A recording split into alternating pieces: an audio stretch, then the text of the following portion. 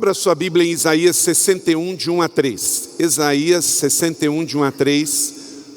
Uma missão de resgate e cura. Eu vou falar para você daqui a pouco algumas estatísticas sobre o Nordeste. Nós vamos falar de forma genérica, uma missão de resgate e cura. Aonde tem uma vida, ali temos uma missão de resgate e cura. Aonde tem uma família, temos ali uma missão de resgate e cura. Onde há uma cidade, onde há um estado, onde há uma região, onde há uma nação que precisa de resgate e cura, eu e você somos a resposta e esta igreja. Mas como nosso foco hoje também é falar do Nordeste, eu vou trazer algumas estatísticas daqui a pouco para você, especificamente sobre esta região. Mas vamos ler Isaías 61, de 1 a 3. Abra sua Bíblia e vamos fazer a leitura. Eu vou ler na NVI, você tem a sua Bíblia impressa em papel ou eletrônica, me acompanhe.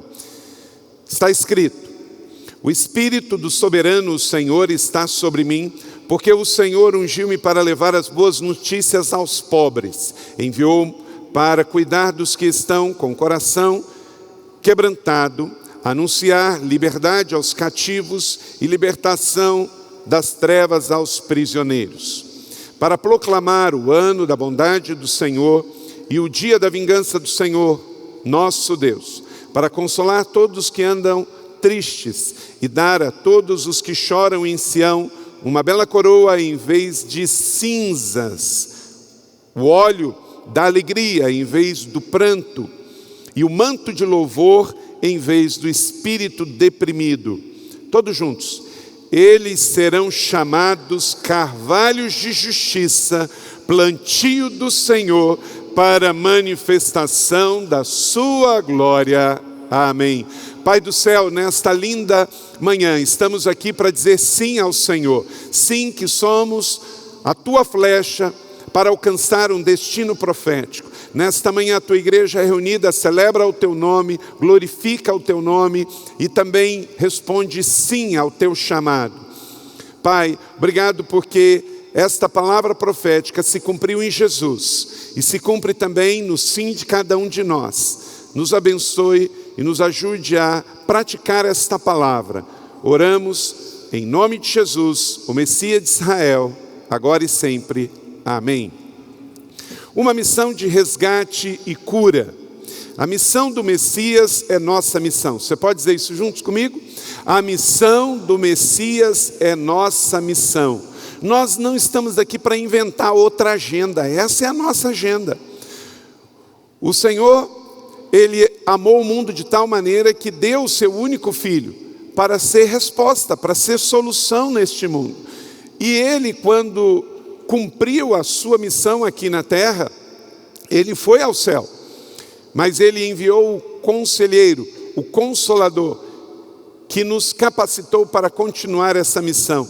Os evangelhos, Mateus, Marcos, Lucas e João, mostram como que Jesus viveu entre nós e como que Ele começou este ministério. Lá na Galileia, aos 30 anos, Ele é batizado no Rio Jordão, volta para Galileia e vai então na beira da praia e chama os seus discípulos, homens que tinham um coração sensível aí aos povos. Eram judeus, mas com o coração aberto a ir e alcançar os povos. Então ele chama pescadores, ele chama cobradores de impostos, ele chama o médico, e esses homens dizem sim. 3 anos ele passa discipulando esses homens. Chega o momento final em que ele termina a sua jornada aqui e entrega a sua vida ao Pai. E na cruz ele diz: tetelestai, está tudo pago. Nós estamos redimidos dos nossos pecados. E aí ele então ressurge, aparece aos discípulos, aparece a 70, aparece aos 500 na Galileia e dá para eles a grande comissão que está lá em Mateus 28 e que eu e você incorporamos esta grande comissão que é para cada um de nós. E aí ele disse: vão por todo mundo e preguem o evangelho. Ele volta ao Pai porque ele conclui a sua missão, mas ele envia o Espírito Santo em Atos 2, então o Espírito Santo desce e comissiona a todos nós. É Pentecostes, e Pentecostes então passa a ser a todos as boas-vindas ao Espírito Santo. E cada um dos 120 recebem então o Espírito Santo sobre as suas cabeças e vão. Depois de pregarem o evangelho em Jerusalém e 3.000 se converterem, eles são dispersos por toda a região de Samaria, da Judéia, toda a região do norte da África, Oriente Médio, Ásia e sul da Europa. E de lá para cá, 2.000 anos depois, esta missão não parou. E agora chega a nossa vez. É um ato contínuo e que não podemos parar. Aonde chegou o evangelho, chegou também a missão de continuar pregando e vivendo o evangelho. E se você se tornou um cristão, você se tornou um missionário. Você pode não ter título de missionário, você pode não ter feito um curso teológico, você pode não ter um dia atravessado uma fronteira linguística ou cultural, mas onde você está, você é a continuação de Mateus 28. Você é aquele que é a resposta. E no nosso caso, o nosso Brasil continental é tão grande e nós não podemos esquecer que temos desigualdade e temos também ser resposta. Eu quero aqui passar para vocês algumas informações sobre a realidade do Nordeste. Veja só, IDH, que é o Índice de Desenvolvimento Humano. No Nordeste é 0,66. No Brasil é 0,756. Veja como no Nordeste a situação é pior. Alfabetização. No Nordeste, 82%. No Brasil, 98%. Violência. No Nordeste, 46,9%. No Brasil, 31,6%. Saneamento básico. Nordeste, 44%. No Brasil, 45%. Mortalidade infantil. No Nordeste, 16,6%. No Brasil, 12,35%. Rendimento domiciliar. Nordeste, 829. O Brasil, 1.373. Quase o dobro. Desemprego. No Nordeste, 14%. No Brasil, 12%. Expectativa de vida nordestino. No Nordeste, 73%. Do brasileiro, 76%. Agora, queridos, esses números ficam ainda mais agravantes. Se a gente tirar a região norte, esses números ficam um pouco mais perto, porque aqui está incluído os 5 estados da região norte. Mas se tirarmos, eles ficam mais gritantes. Mas mesmo mantendo a região norte, junto com as outras 3 regiões do Brasil, centro-oeste, sul e sudeste, o Nordeste não consegue ter um índice sequer melhor do que o do Brasil. Então, em todos os índices, quando você compara Nordeste com o Brasil, mesmo tendo todos os problemas gravíssimos do Norte, ainda assim o Nordeste perde para a realidade brasileira. Então, diante disso, temos sim uma dívida para com o Nordeste, porque somos todos brasileiros e o Nordeste é o Brasil. Como vocês levantaram aqui, muitos nasceram no Nordeste, muitos seus pais nasceram no Nordeste, muitos dos seus avós nasceram no Nordeste e também agora muitos estão indo trabalhar no Nordeste. O Nordeste é o Brasil e nós temos que responder a essa realidade. E também na parte espiritual é gritante. Deixa eu te dar um número para você, não sei se você sabe disso. 65% de todos os evangélicos do Brasil vivem nos 4 estados da região sudeste. Rio, São Paulo, Minas e Espírito Santo. 65% vivem nesta região que nós vivemos. Isto é, nós temos um desafio enorme, porque todos os outros estados vivem 35% da população cristã nascida de novo. Piauí tem o pior índice de qualidade de vida do país, é o estado mais pobre do país, o semiárido é terrível. E também tem o menor número de cristãos nascidos de novo, é Sergipe e também o estado do Piauí. Então nós temos que ser resposta, porque a nossa África começa aqui. Muita gente quer mudar o mundo, mas não dá um passo em direção ao outro lado da rua para começar o mundo dos outros. Então temos índices daqui, no nosso país, que temos que ser resposta. Mais uma vez, repita comigo, a missão do Messias é a nossa missão. E qual é a missão? Escreva aí, resgatar e curar um povo. Resgatar e curar um povo. Essa é a nossa missão. Porque nesse texto de Isaías fala que essa foi a missão do Messias. Então essa é a nossa missão também. Devido ao pecado da humanidade, a terra está enferma. Nós somos a resposta de Deus para a cura da terra e redenção do povo. O escritor J. Blatcher, teólogo frasista britânico, ele disse o seguinte: a grande necessidade da igreja é ter um espírito de evangelização e não um esforço evangelístico temporário. Vamos dizer isso juntos? A grande necessidade da igreja é ter um espírito de evangelização e não um esforço evangelístico temporário. Quer dizer, isso tem que permear a nossa vida. Nós estamos falando de um dos propósitos de Deus para a nossa vida. No grande mandamento e na grande comissão fala de 5 propósitos. Nós somos uma igreja que entende o que é os 5 propósitos. Eles estão ali na nossa declaração de propósito. Nós sabemos que existe o propósito de adoração, o propósito de comunhão, o propósito de discipulado, o propósito de ministério, o propósito de missões. Mas qual é a grande questão? Dos 5 propósitos, 4 deles nós poderemos fazer no céu e na eternidade. Nós vamos poder adorar aqui, como adoramos hoje, e vamos adorar na eternidade. Nós podemos ter comunhão aqui, como estamos tendo agora, e vamos ter na eternidade. Nós podemos servir uns aos outros aqui, como estamos fazendo, e vamos fazer na eternidade. Nós podemos discipular novas pessoas para crescerem na fé, como fazemos aqui, poderemos fazer na eternidade. Mas missões é só aqui.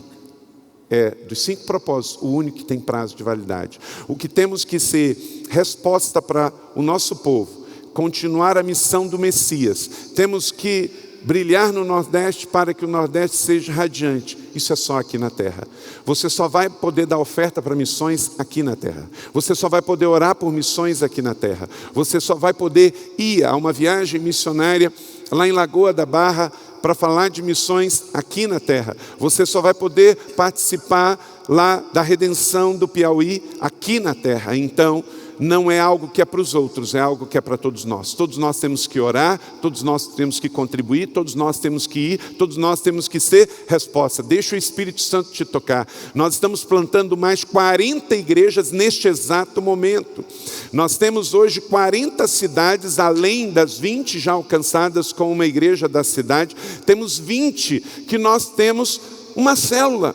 E nós precisamos de obreiro. Você é a resposta, você é presente. Talvez você está se aposentando. Querido, se aposentar numa cidade como São José é uma cidade cara.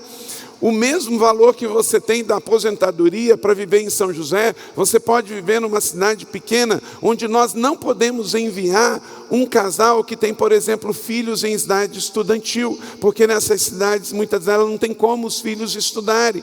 Mas você pode ir para lá viver porque você está aposentado.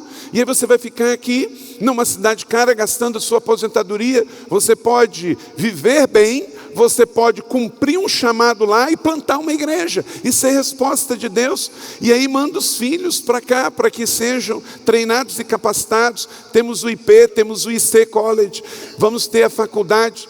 Então, entenda, há algo que precisamos fazer, somos resposta de Deus.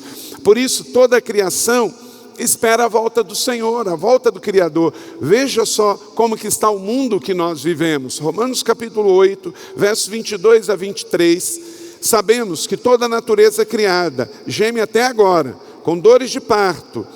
E não somente isso, mas nós mesmos que temos os primeiros frutos do Espírito, gememos interiormente, esperando ansiosamente a nossa adoção como filhos, a redenção do nosso corpo. Amém?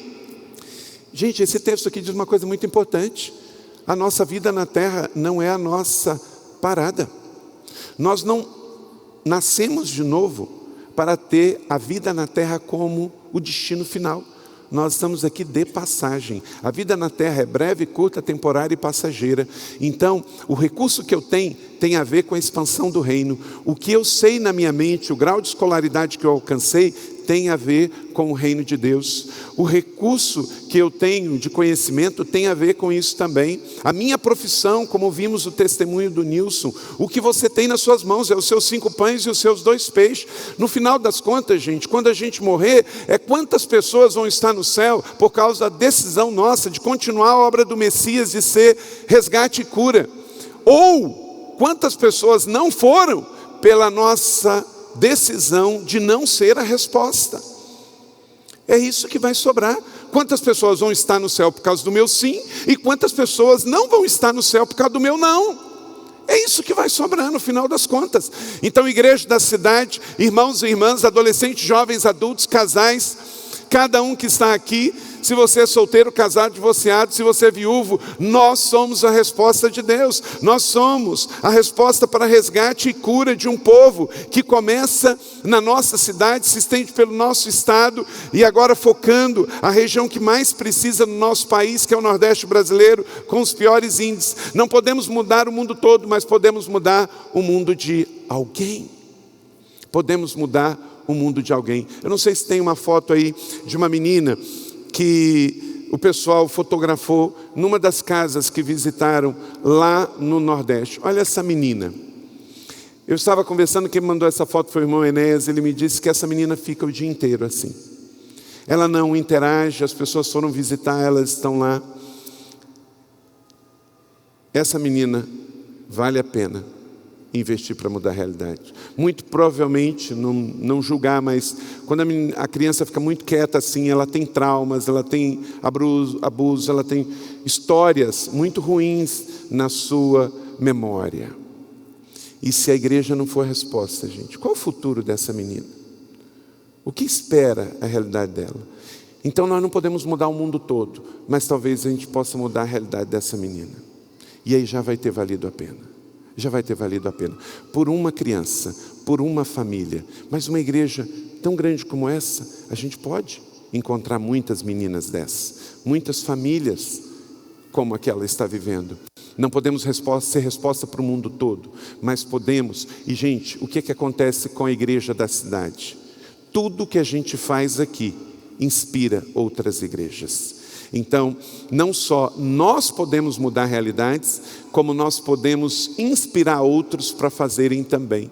Só na Rede Inspire são quase 600 igrejas. Então, por isso, Coalizão Nordeste não é só a gente que vai fazer. Essas iniciativas aí nascem aqui, mas nós queremos nos unir a tudo que qualquer outra igreja que anda conosco esteja fazendo também lá. Queremos colocar debaixo desse grande guarda-chuva. O Nordeste Radiante é um grande guarda-chuva, é uma coalizão para que possamos fazer mais, porque juntos somos melhores, para mudar a realidade de meninas como essa. E isso se muda com oração, com cuidado, com educação, com saúde e com perspectiva de renda para mudar a realidade. Então, com certeza, podemos ser resposta. O que não podemos é ficar aqui no Nordeste, no Sudeste e achar, isso não é conosco, essa realidade não é conosco. Tudo que fizermos em direção ao coração de pessoas, vamos estar indo em direção ao coração de Deus. Amém, igreja? Uma igreja com discípulos avivados é uma igreja consciente de sua missão na sociedade. Então, como diz o pastor Rick Warren, uma igreja saudável não deve ser avaliada pelo número de membros sentados aos domingos, mas pelo número de discípulos enviados durante a semana. Amém? Podemos dizer isso juntos?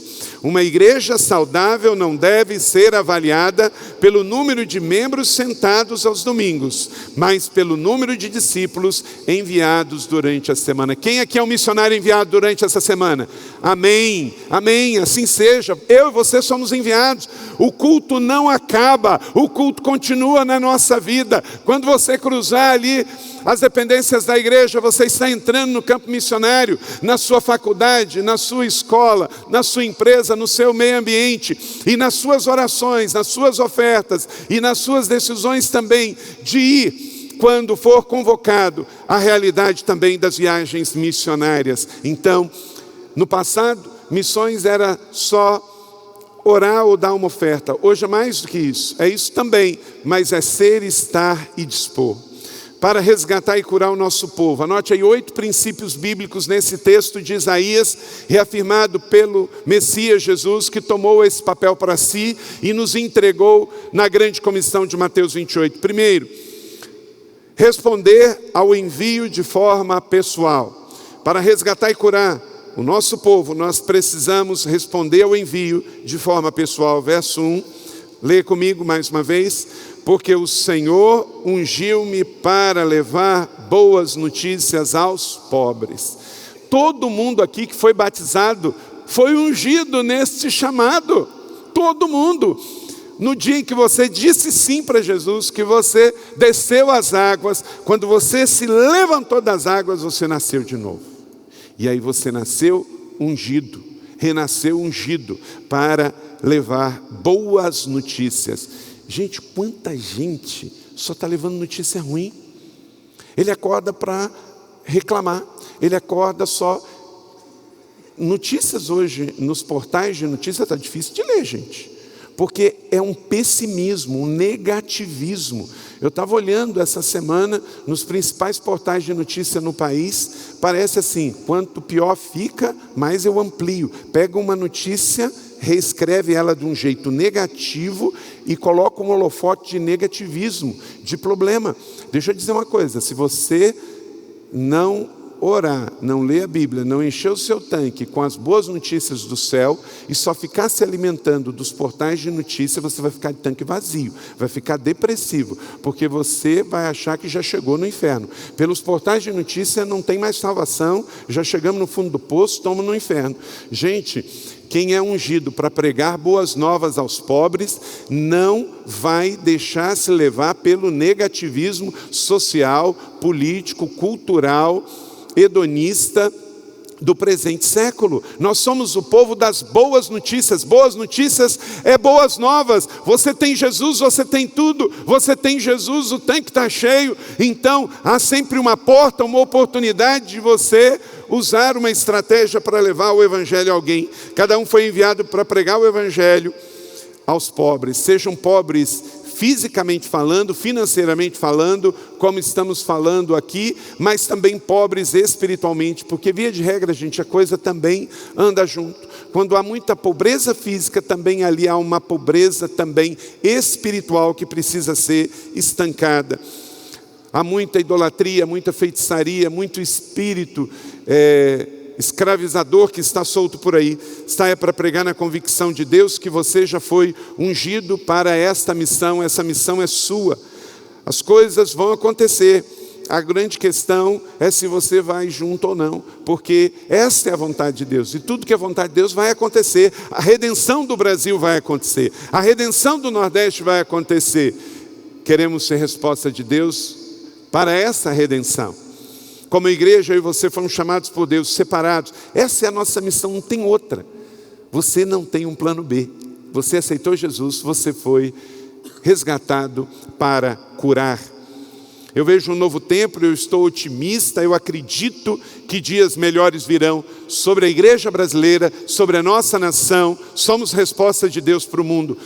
Muitas nações do mundo falam sobre oração para o avivamento da igreja brasileira. E eu também creio nisso. Eu creio no milagre de um grande avivamento no Brasil. E nossa igreja está no epicentro disso. Se vai acontecer um avivamento, eu creio que vai, a nossa igreja está junto. Amém? E aí nós estamos juntos, que somos uma igreja família. Nossas crianças têm a ver com esse avivamento. Nossos adolescentes têm a ver com esse avivamento. Você, nossa herança real, nossas famílias, nossas femininas, nossos homens de honra, nossa juventude é leve, nossas crianças de ignição, nossos diamantes, todos estamos juntos, somos resposta de Deus para esse tempo. O texto fala dos pobres. Quem são os pobres? Aquela mesma multidão que Jesus viu na Galileia e falou assim: esses aí são os que não têm pastor, e Jesus teve compaixão delas. Os pobres, pobres de valores, pobres de fé, pobres de conhecimento da palavra de Deus, pobres de espírito, pobres da vida, pobres de perspectiva, pobres financeiramente.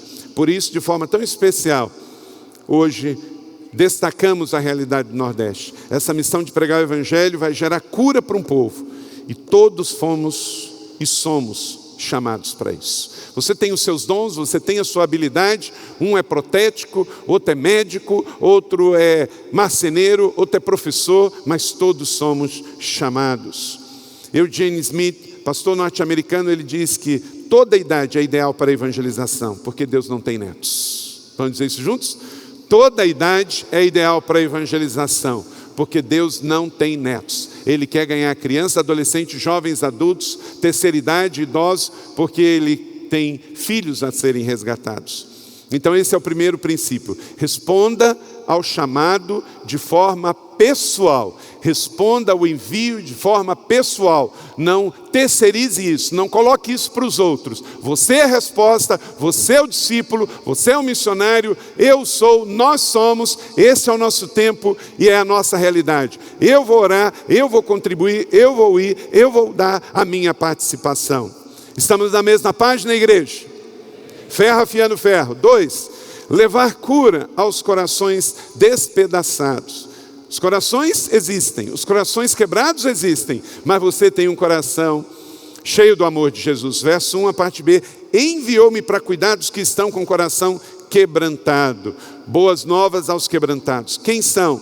Gente sofrida e gente ferida, gente que foi abusada sexualmente, gente que foi injustiçada, gente que teve a sua família biológica contra ele. Então, essas são as pessoas. Quer ver? Olha como é que a sociedade está doente. Quem aqui conhece alguém que está realmente com o seu coração todo quebrado? Levanta a mão. Está vendo? Então essa é a realidade. O mundo machuca, mas Deus cura. O Evangelho é a resposta, a palavra é a resposta, a igreja é a resposta, você é a resposta com o dom da presença. Que nessa semana você encontre um coração quebrantado, talvez só para dar um abraço, só para dizer: eu estou aqui do teu lado. Como diz Pedro, eu não tenho prata, não tenho ouro, mas o que eu tenho eu te dou. Levanta-te, vamos caminhar juntos. Por quê? Porque há uma unção pessoal. Em 1 João 2:20, mas você tem uma unção que procede do Santo, e todos vocês têm conhecimento. É duas coisas que nós precisamos, a unção e o conhecimento. E a Bíblia está dizendo que isso não é só para pastor, não é para quem tem um título, é para todos nós. Todos fomos chamados, todos fomos ungidos pelo batismo para viver isto. Então, eu não gosto muito de dizer isso, porque se o irmão está ouvindo é porque eu já falei, né? Mas tem exceção. Fala para o teu irmão, você tem uma unção. Você tem o conhecimento. E o outro responde, amém. Se a Bíblia diz que temos, temos. Então não diga, eu não fui ungido. Se você aceitou Jesus, você foi. Eu não tenho conhecimento. Se você tem Jesus dentro de você, você tem. E é as duas coisas que precisa, a unção e o conhecimento. No dia do batismo, você foi comissionado para isso. Nós podemos, na hora que você estiver indo para uma missão em específico, reafirmar esse chamado, reafirmar essa nova vida, ungindo com óleo, dizendo, você está separado, enviado para essa missão. Inclusive só ungimos com óleo para uma missão quem já passou pelo arrependimento, quem nasceu de novo, quem desceu as águas do batismo e disse sim para esta missão. Primeiro eu sou batizado com água e depois eu sou batizado com óleo. Primeiro eu recebo o batismo do arrependimento, sou salvo. E segundo eu recebo o batismo do Espírito Santo, ungido, separado e comissionado. Amém? Então entenda isso. Aonde há uma dor, você é a resposta de cura para os corações quebrantados. E não dê nenhuma desculpa, porque você tem a unção e você tem o conhecimento. 3, levar libertação aos presos e opressos que estão por todo lado.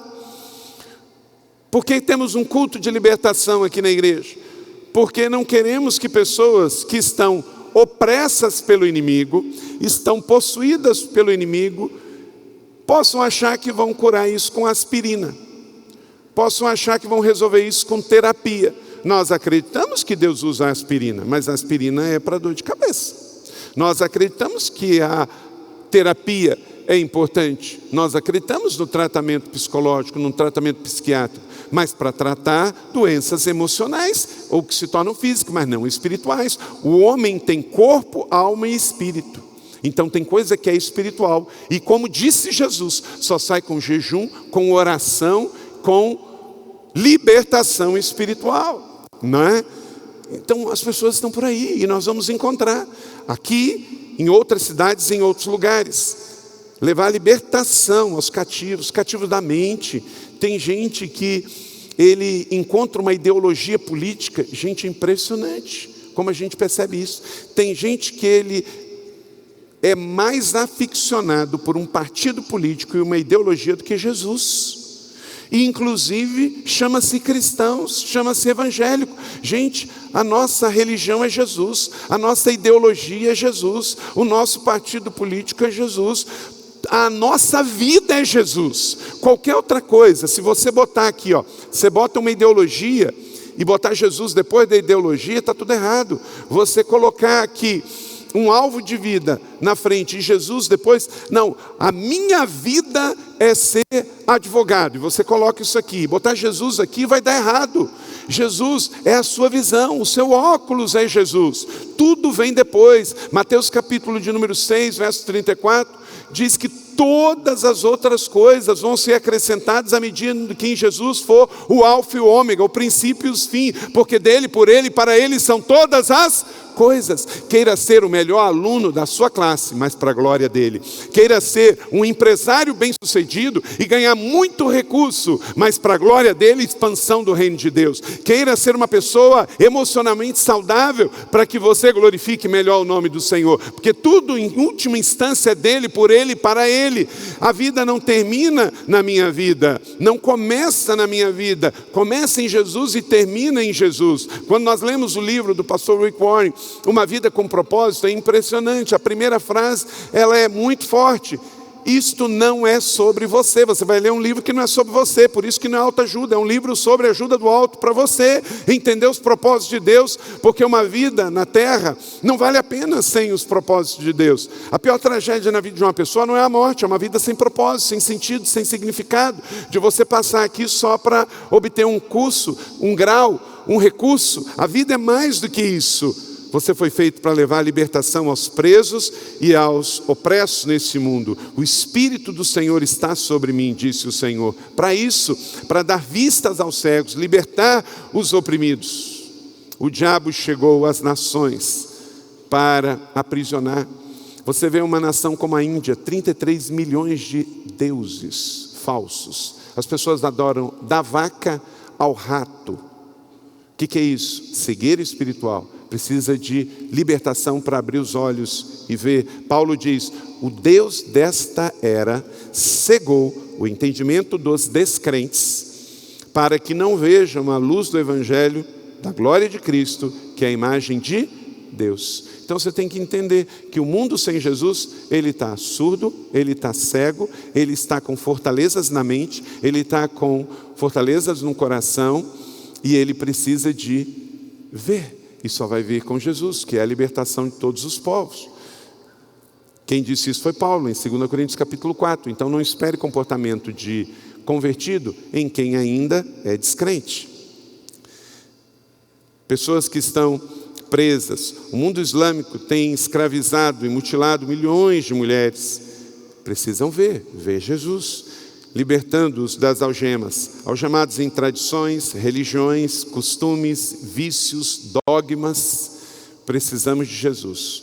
Conhecereis a verdade e a verdade vos libertará. Que verdade é essa? Não é verdade humana, nem política, nem social. É o Evangelho de Deus que é o poder do mundo. Essa é a verdade que liberta. Só Jesus Cristo salva. Cristo é a única esperança. Ele é o poder de Deus para a salvação do mundo. Eu creio assim. E aí no momento em que eu creio, eu me torno também aquele que vou levar esta verdade. Por isso somos uma igreja cristã, uma igreja cristã evangélica, que crê no Evangelho, crê nesta realidade, que o que eu recebo eu transmito, o que eu recebo eu passo adiante. Não é algo que termina em si, em nós. Por isso que há um axioma que usamos aqui. A igreja não é o ponto de chegada, a igreja é o ponto de partida. Por quê? Partida para onde? Partida para mudar a realidade social e espiritual do mundo. Libertar das algemas, das amarras, das opressões, da tradição, religião, costumes, vícios e dogmas. Porque isso, às vezes, em nome do bem, tem aprisionado e escravizado pessoas. Somos o povo livre, da liberdade, chamados para libertar em Cristo. Quarto, anote aí, levar esperança aos desanimados. Quem aqui conhece pessoas que estão atravessando tristezas, desesperanças e até depressão? Levanta a mão. Está vendo? Muitas pessoas. Porque essa é a realidade do mundo que vivemos. Então não podemos nos concordar com isso sem reagir, para proclamar o ano da bondade do Senhor. Verso 2, a parte A, é a nossa proclamação. Gente, não é o ano da maldade do Senhor, é o ano da bondade. Por isso cantamos aqui, Deus é bom.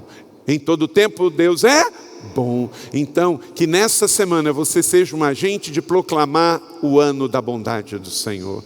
Proclame a bondade do Senhor na sua casa, nas suas redes sociais, com as suas escolhas e decisões, de ser resposta de Deus. É o ano de proclamar a bondade do Senhor.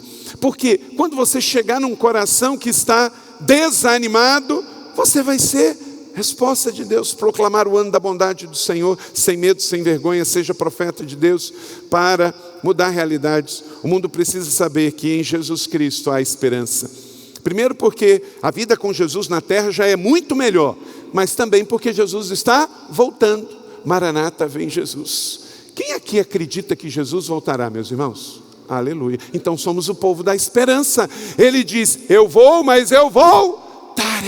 Somos o povo da esperança. Nós cantamos com esperança, nós pregamos com esperança, nós trabalhamos com esperança. Nós somos o povo da esperança. Essa é uma comunidade de esperança. Quando plantamos uma casa de paz, somos o povo da esperança. Quando nós plantamos uma nova célula, é uma comunidade de esperança. Quando plantamos uma igreja, é a comunidade da esperança. Quando lançamos Nordeste Radiante, é uma comunidade de esperança, é uma ação de esperança. Nosso povo é o povo da esperança. Permaneça a fé, a esperança e o amor de Deus.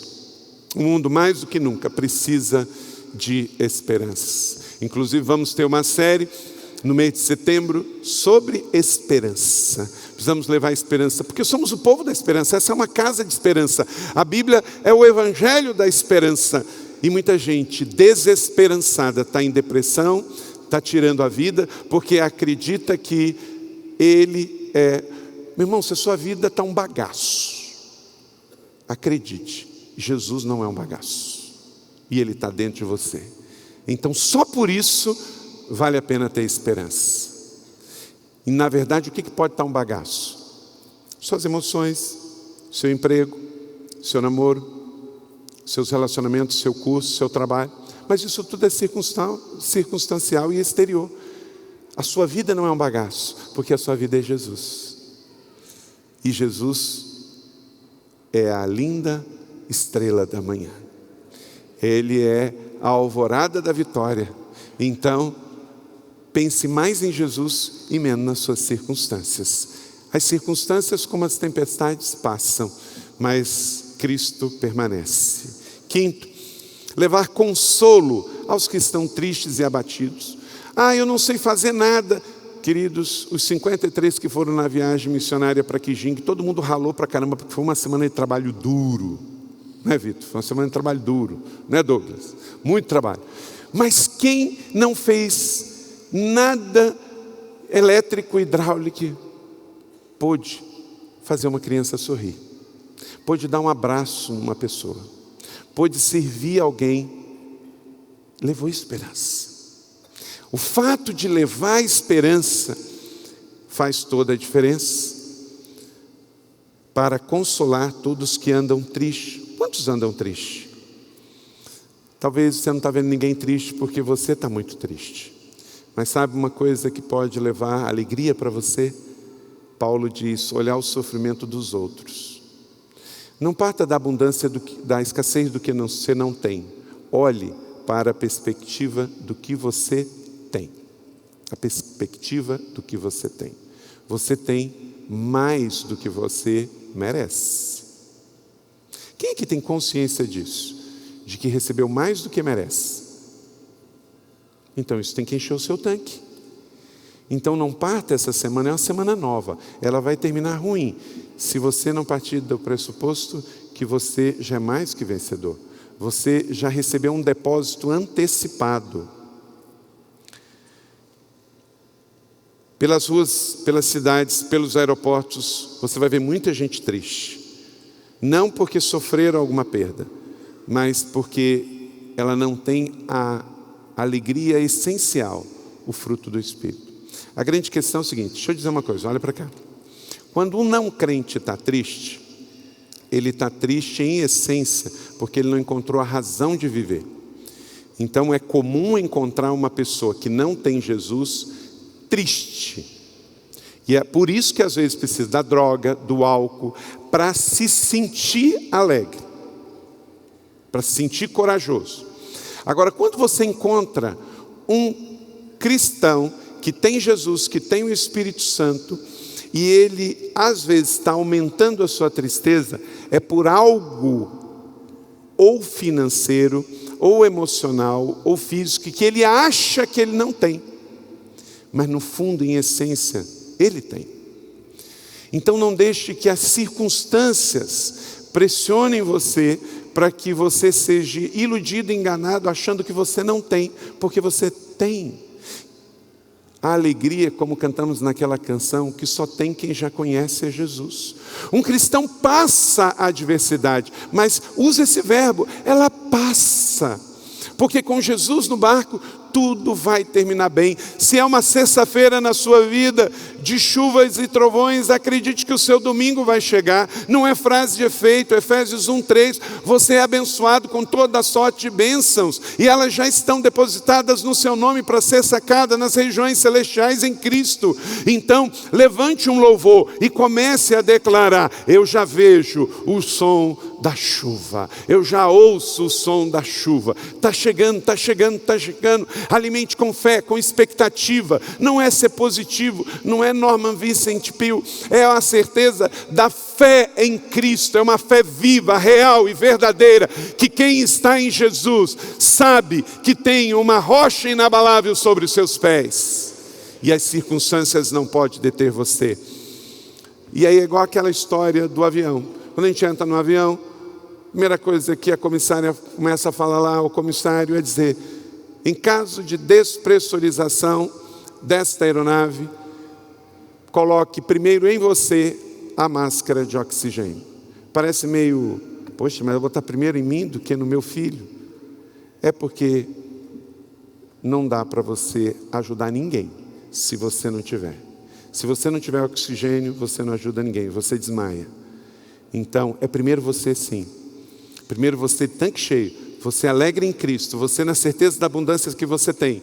Porque se nós somos um bando de miseráveis que não sabe nada, que não tem nada, que não pode nada, não vai ajudar ninguém. Mas se nós somos filhos e filhas, salvos, abençoados, satisfeitos, nós podemos pegar os 5 pães e 2 peixes e podemos colocar na mão do Senhor e dar graça, porque vamos ver o milagre acontecer. Deus não faz milagre de muitos, Deus faz o milagre daqueles que têm fé e têm pouco, porque é a fé que move montanhas. Não sou eu que movo as montanhas, é a fé. Então pegue o que você é, pegue o que você tem, e com a certeza, fé e expectativa, acredite, Deus vai abençoar o Brasil pela minha vida, Deus vai abençoar o Brasil com meus 5 pães e 2 peixes, Deus vai abençoar o Nordeste com o pouco que eu tenho. Por isso, meu irmão, quando a gente tem um momento de semear, você dá o que você tem. Ah, pastor, não tenho muito. Queridos, eu já botei dentro de envelope R$1. Ué, é o que eu tinha. Então não é o quanto você tem nas mãos, é quanto você tem no coração, é quanto que você tem na atitude, é quanto você tem na sua fé, que você lança e deposita, e Deus faz milagres, fez ontem, faz hoje, fará amanhã. Mas sempre partindo de alguma coisa. Quando você dá o pouco que você tem, é do pouco que Ele faz muito, mas Ele sempre nos convida a ser parte. Então por isso entenda, tem sempre algo que começa. Tem sempre um pão, tem sempre uma oferta da viúva pobre, tem sempre o lanchinho de um dos meninos que estavam ouvindo Jesus. É do seu pouco que Ele faz o milagre. Foi de 12 homens que aceitaram seguir Jesus, lá na Galileia, que hoje essa igreja está cheia aqui no Novo Continente. Por causa de pessoas que disseram sim. Então, essa é a nossa realidade. Leve consolo aos tristes e abatidos, a começar de você mesmo, para que você possa dar o que você tem, dar o que você é. Sexto, levar restauração de alegria aos enlutados. Restauração de alegria aos enlutados. Verso 3, e dar a todos que choram em Sião uma bela coroa, em vez de cinzas, o óleo de alegria em vez de prantos. Quem aqui conhece alguém que perdeu alguém querido? Todos. O luto faz parte da vida na terra, mas o consolo de um irmão perto também faz parte de vida na terra. O choro pode durar a noite inteira, mas o Senhor promete um alvorecer de alegria. E Ele diz que aqueles que choram vão receber a alegria. E todos os que choram em Sião, uma bela coroa em vez de cinzas, o óleo de alegria em vez do manto de pranto. Gente, quantas religiões levam uma ladainha de pranto, enquanto o Senhor quer que a gente entregue um júbilo de alegria. É trocar o choro, o lamento, o pranto, a tristeza, a perda, pelo que nós temos em Jesus. Por isso que o nosso ajuntamento aqui, meus irmãos, chama-se celebração. Por que a gente usa luz? Por que a gente usa som? Por que a gente usa palmas? Por que a gente usa instrumentos? Por que a gente usa ritmo? Porque nós estamos celebrando o que o Senhor é, o que o Senhor fez. Isso aqui é para animar o nosso coração. Isso aqui é para despertar nossa alma. Por isso que a gente se reúne nesse santo ajuntamento todas as semanas. Não é o culto que precisa de mim, é eu que preciso do culto. Não é o Senhor que precisa da minha oferta, é eu que preciso da oferta. É eu que preciso celebrar o que o Senhor é, o que o Senhor fez, porque minha carne não melhora, senão eu fico ouvindo só notícia ruim, senão eu fico pelos meus sentimentos, pela minha escassez, pelos meus problemas. Eu preciso ser relembrado. Por isso que eu preciso ler o devocional. Por isso que essa semana, lendo o devocional desse mês, que foi escrito pelo pastor Marcos Madaleno, o nosso devocional sobre o Espírito Santo, ele disse: tem dias que a gente está uma tempestade dentro da gente.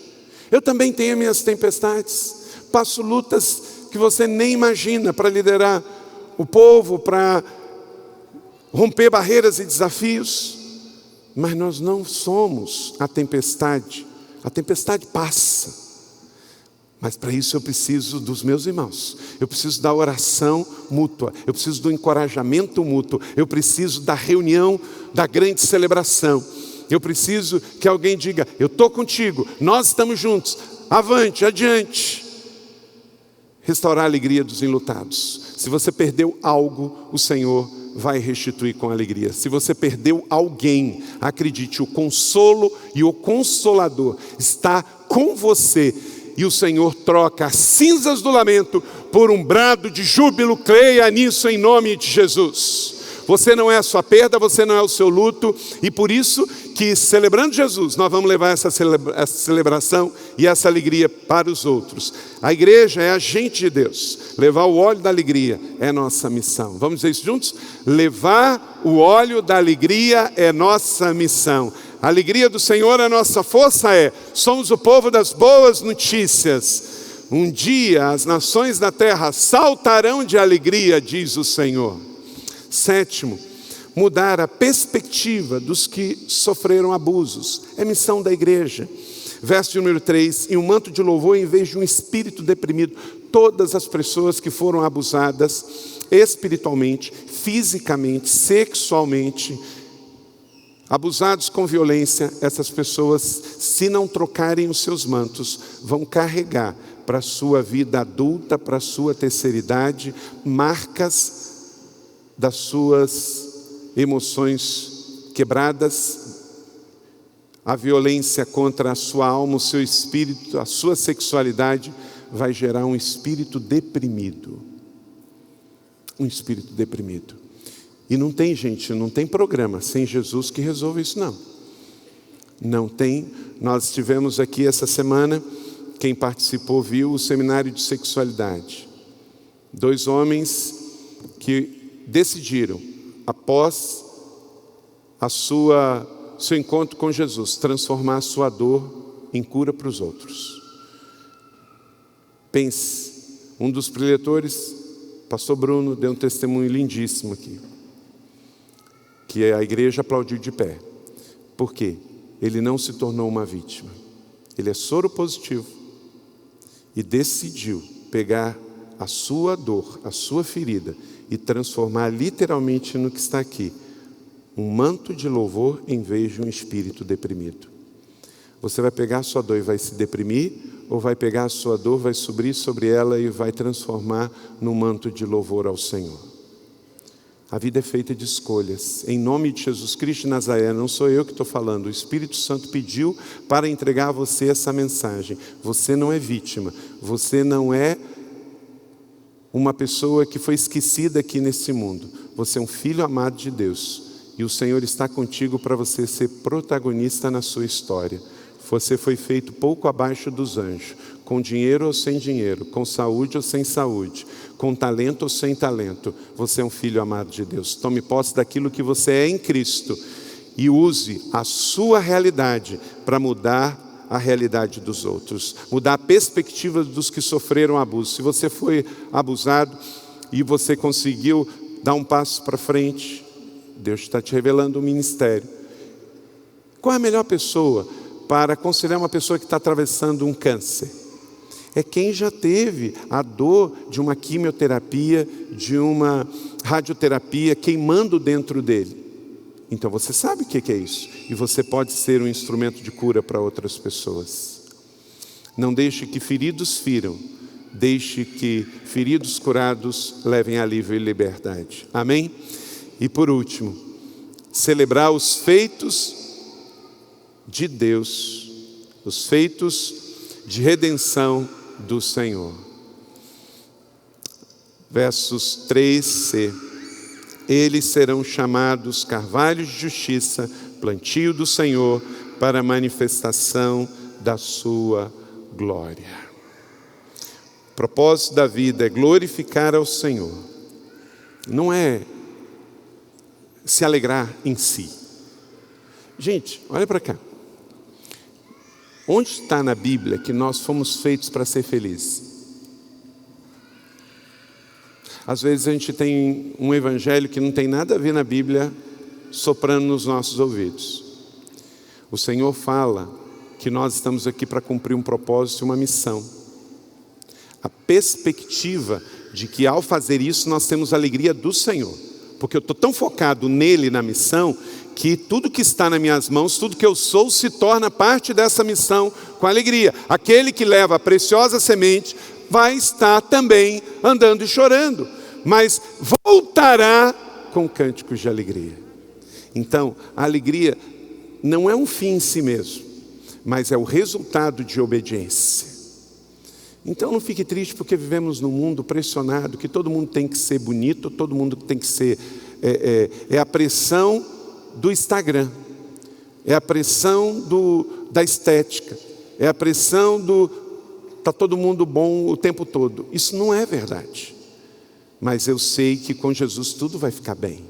Eu vou confiar, eu vou atravessar o meu deserto, eu vou atravessar a minha dor, eu vou atravessar a minha tristeza. E enquanto eu faço isso, eu encontro no Senhor a minha alegria, a minha realização, minha fonte de satisfação, minha missão e meu propósito. E quando eu vejo, eu estou fazendo uma criança sorrir, eu estou fazendo um casal se reconciliar, eu estou ensinando o Evangelho de Jesus. Uma pessoa está sendo liberta através das minhas mãos. Alguém está encontrando destino através da minha vida. Faça da sua vida o propósito de Deus nessa terra. Nós estamos aqui para a salvação e cura de um povo. Começa aqui e vai para o Nordeste. Descenso de destino, de propósito, de missão. A sua vida, meu irmão, minha irmã, em nome do Senhor Jesus. Eles serão chamados carvalhos de justiça. Quem? Eu e você. E aqueles a quem nós alcançarmos também serão chamados plantio do Senhor, para manifestação da sua glória. Meu irmão, olha para cá, olha isso. Você vai ser chamado. Ali, ó, vai, uma manifestação da glória de Deus. O mundo não vai ver isso, mas Deus está vendo isto. Está escrito: aquele que leva a preciosa semente andando e chorando voltará sem dúvida alguma, com alegria, trazendo consigo os seus molhos. Salmo 126, 6. C.S. Lewis diz: Deus não nos chamou para ser testemunhas e não advogados. Então, você é testemunha do que Deus está fazendo na sua vida e no mundo. Não precisa ficar defendendo Ele, não. Tem muita gente aí arrumando confusão porque está tentando defender Jesus, a Bíblia. Jesus se defende, a Bíblia se defende. Você é testemunha do que Ele fez e não advogado dele. A missão cristã do evangelismo é a única razão para estarmos aqui na terra. Quem aqui tem Jesus e não foi para o céu ainda, só tem um motivo. Você está aqui para ser missionário, para ser flecha, para ser discípulo. Uma das marcas mais visíveis de uma igreja avivada é a paixão pelas almas sem Cristo. Dietrich Bonhoeffer, morto aos 35 anos pelo nazismo, amando literalmente de Hitler na Segunda Guerra, ele diz: a igreja só existe como igreja quando ela é relevante para os outros. Então, que isso seja uma verdade imensurável na nossa vida, porque o Espírito de Cristo é o Espírito de missões, e quanto mais nos aproximamos dele, mais dedicados nos tornamos como missionários. Amém? O resultado da sua intimidade com Jesus é uma vida em obediência missionária, em São José e até os confins da terra, passando pelo Nordeste.